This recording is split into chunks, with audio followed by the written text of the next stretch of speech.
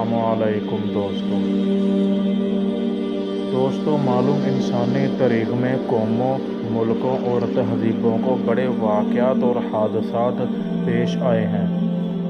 ऐसे वाक़यात जिसमें ज़ुल्म व जबर और इस्तिबदाद का अमल उस सफ़र की नफ़ी करता हुआ नज़र आता है जिसे तहज़ीब व तमद्दुन कहा जाता है, और ऐसे हादसात जिनकी कोई तशरीह मुमकिन है और ना ही जिनके लिए किसी तरह कोई जवाब पेश किया जा सकता हो, सिवाय ये कि मान लिया जाए वो इंसानी तहज़ीब के चेहरे पर बदनुमा दाग का दर्जा रखते हैं।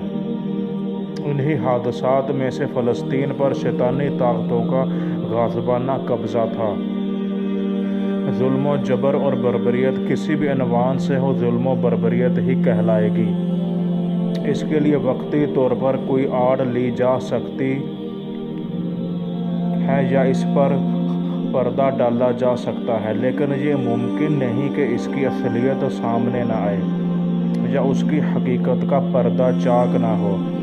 फ़लस्तीन पर जिस ज़ुल्म व बर्बरियत, जबर व ज़्यादती और नाइंसाफ़ी से कब्ज़ा किया गया वो नस्ल कुशी और जबर इस्तिबदाद तहज़ीब व तमद्दुन की तारीख़ में अपनी मिसाल आप है।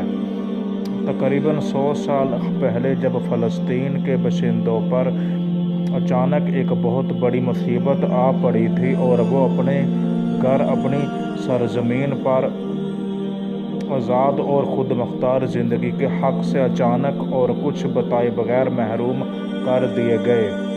इसके बाद उनकी बाज़ाब्ता नस्ल कुशी का आगाज़ हुआ। उनके कौमी तहज़ीबी ही नहीं, इंसानी हक़ तक की नफ़ी की गई। इस ज़ुल्म व जबर, ज़्यादती और नाइंसाफ़ी का जो जवाब पेश किया गया वो ये था कि फ़लस्तीन यहूदियों की विरासती सरज़मीन है, और ये कि फ़लस्तीन पर यहूदियों ने सैकड़ों साल हुकूमत की है, तो लिहाजा फ़लस्तीन की सरज़मीन सिर्फ़ यहूदियों के लिए है। दोस्तों, अब आइए देखते हैं कि इस जवाब की कोई तारीख़ी, कानूनी, अखलाकी या अक़ली दलील भी है या सिर्फ़ ज़ुल्म व बर्बरियत के ज़ोर पर सिर्फ़ एक खोखली सी आड़ है। दोस्तों, फ़लस्तीन दुनिया के कदीम तरीन ममालिक में से एक है। ये इस इलाके का नाम है जो लबनान और मिस्र के दरमियान था। इसके बेहतर हिस्से पर अब ज़ुल्म व जबर के ज़ोर पर इसराइल की रियासत कायम की गई है।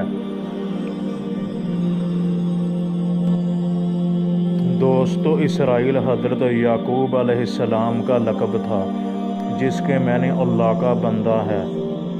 हज़रत याकूब अलैहिस्सलाम हज़रत इसहाक़ अलैहिस्सलाम के बेटे थे, और हज़रत इसहाक़ अलैहिस्सलाम हज़रत इब्राहीम अलैहिस्सलाम के बेटे थे।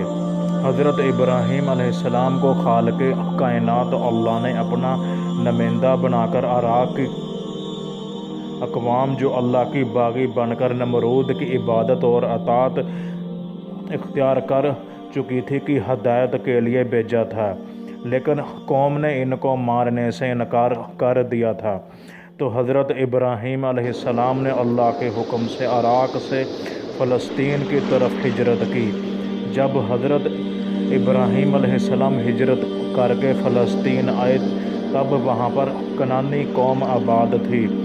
एक इसराइली सहाफ़ी यूरी, जो अपनी जवानी में इसराइली डिफेंस फोर्स के साथ 1948 में फ़लस्तीनियों के ख़िलाफ़ जंग में हिस्सा ले चुके हैं, उन्होंने भी इस हकीकत का इतराफ़ किया है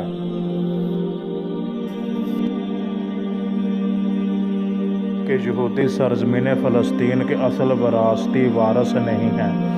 अपने एक मज़मून में वो लिखते हैं कि अगर ये पहले कौन का तनाज़ा था तो ये देखना होगा कि कनानी जो हज़रत इब्राहीम अलैहिस्सलाम की आमद से पहले यहाँ रहते थे वो अब कहाँ है। दोस्तों, वो मज़ीद लिखते हैं कि ख़ुद इसराइल के दूसरे सदर کی تحقیق کے مطابق فلسطین کی سرزمین کی آبادی تاریخ کے ابتدائی زمانوں سے لے کر 19ویں صدی کے آخر تک یہودی بستیوں کے قیام تک تبدیل نہیں ہوئی تھی۔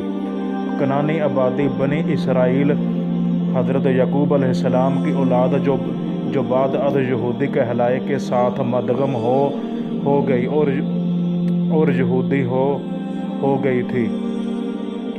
رومی سلطنت میں عیسائیت پھیلنے کے بعد یہ لوگ عیسائی ہو گئے اور دور فاروقی کی مسلم فتح کے بعد آبادی کی اکثریت نے اسلام قبول کیا اور عرب کلچر زبان کو اپنا لیا۔ دوستو، یوری کے مطابق یورپ کے اشکنازی یہودیوں کی بڑے پیمانے پر ہجرت سے پہلے یہاں جو عربی بولنے والے یہودی، عیسائی اور مسلمان آباد تھے، وہی دراصل اس سرزمین کے اصل وارث تھے۔ دوستو، اب ذرا آپ تصور کریں کہ یہ کوئی مسلمان یا عیسائی نہیں، ایک یہودی صحافی یہ سب حقائق تسلیم کر رہا ہے۔ لہٰذا یہ کہنا کہ سرزمین فلسطین یہودیوں کی وراثتی زمین ہے، اس کی نفی خود ایک یہودی محقق کر رہا ہے۔